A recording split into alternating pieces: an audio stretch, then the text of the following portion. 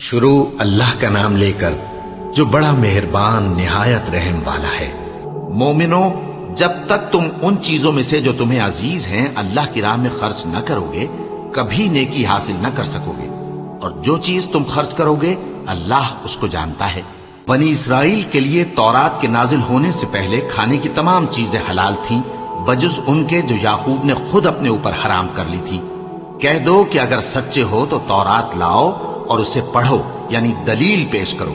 اب جو اس کے بعد بھی اللہ پر جھوٹے افطرا کریں تو ایسے لوگ ہی بے انصاف ہیں۔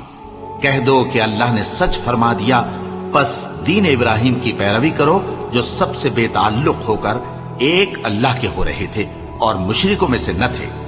سب سے پہلا گھر جو لوگوں کی عبادت کرنے کے لیے مقرر کیا گیا تھا وہی ہے جو مکے میں ہے، بابرکت اور جہان والوں کے لیے موجب ہدایت۔ اس میں کھلی ہوئی نشانیاں ہیں جن میں سے ایک ابراہیم کے کھڑے ہونے کی جگہ ہے۔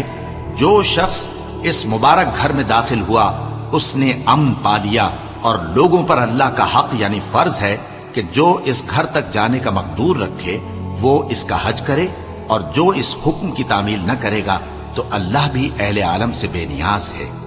کہو کہ اے اہل کتاب، تم اللہ کی آیتوں سے کیوں کفر کرتے ہو جبکہ اللہ تمہارے سب اعمال سے باخبر ہے؟ کہو کہ اے اہل کتاب، تم مومنوں کو اللہ کے رستے سے کیوں روکتے ہو، اور باوجود کہ تم اس سے واقف ہو اس میں کجی نکالتے ہو، اور اللہ تمہارے کرتوتوں سے بے خبر نہیں؟